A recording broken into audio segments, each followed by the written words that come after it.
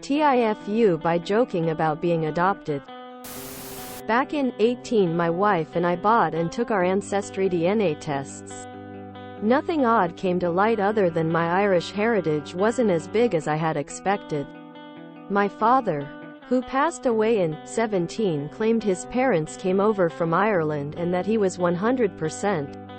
Flash forward to 2 nights ago, my wife and I were sitting at dinner going through marriage naturalizations and other documents of my grandparents when I made an off-the-cuff joke, "I don't look like my dad. Maybe I'm adopted." 2 days later, my family is together for my niece's high school play when I was trying to get my mom and her mom to take a DNA test, and my wife mentioned my joke about being adopted. Later, my mom asked to see me. Hysterical, she confessed that my father was not my biological father and he was always afraid to tell me for fear that I would love him less. Even in his deathbed, he made her promise not to tell me. Apparently, the sperm donor was a guy my mom dated for a few months. She got pregnant and he offered her money for an abortion, then ran. My father came into the picture when I was 5 months old. TLD, or joked about being adopted. Discovered my dad's not my dad. Edit. I'm 35 and apparently the last person in my family, close family friends, to know. Everyone hid this for 35 years. Nothing changes the way I feel towards my parents. The only thing I wish is that I had the opportunity to let my dad know that I loved him so much, and blood doesn't make you family. I hate that he had to die with the fear that I would love him less. To be honest, I think that's more a TIFU from your parents than your own. I've raised my stepdaughter from a baby, and it was really tempting to just not mention anything. She's called me dad since she could talk, and biodad was never in the picture. So there was a big part of me that wanted to slap a bow on it and call it a day. But I kinda just couldn't. The thought of her finding out this info as an adult and perhaps feeling betrayed, maybe needing some paternal medical history for her health, and just to know the truth, that lie of omission was just way too big for me to keep from her.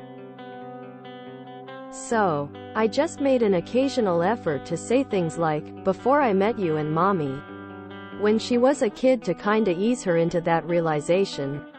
Now, I'm not saying your folks are morally compromised or anything. I mean, I totally get it, and it probably does come from a place of love, but it's really their screw-up and not yours. Ancestry stories are wild, and I have one of my own. I'll get to that. But my dad was adopted, kind of the same way. My grandmother got knocked up at 18, and his bio dad just disappeared. My grandfather married my grandmother and signed adoption papers for my dad. My grandfather is the best. He stepped up and took care of my grandmother through thick and thin. He cares for nothing but his family. He has stage 4 brain cancer, and his only worry is making sure my grandmother is taken care of. My ancestry story is maybe not as wild as some, but I convinced my dad, stepmom, and husband to take these tests. I was curious about being Irish. 35% and 15% Scottish. Not as much as my dad thought, but still high. My husband and I have been together for 10 years. We met and started dating. I'm infertile, and we kind of made peace with that and moved on. He matched with a child. The mother was a one-night stand from 15 years ago, and she had no idea who the father was at the time. She didn't know his last name to get a DNA test done at the time, so she just stopped trying to figure out who the dad was till these tests came out. She reached out via Facebook.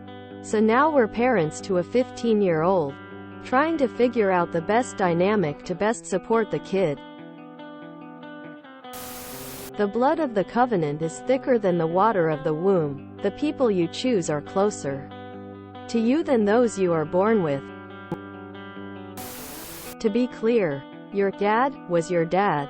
Far more so than your biological father, who wanted you dead and ran when your mother wouldn't kill you. Sure, There are lessons to be learned, but none of them diminish the worth of your dad. Any idiot can father a child, but it takes a real man to be a dad, especially to a child not his own. One love. Yo, my mother raised me from 3 months old. I have always called her Mom, knowing that your father knew you loved and trusted him. Stay strong. N. If you read enough near-death experiences, the father you've known and loved your whole life is now fully aware of how much you love him. It's always been about love, not blood. So now we are parents to a 15-year-old. You are a good person and that 15-year-old is lucky to have you. Thanks for being a good human. He knows. Rough. Those Irish eyes smile no more. It happens. My mom was married, got pregnant from the sperm donor, divorced him, and married my dad all before I could remember a thing. OFC, they did tell me about this and they were always very matter of fact about it, and I was treated the same as my younger siblings. Sperm donor. Your dad was still your dad. That's all you need to think about. Not many men would take on the responsibility of someone else's child. He didn't care about your biology. You shouldn't, either. If you enjoyed this video, please check out our playlists full of similar content. Epic Eracast is like doom scrolling for your ears.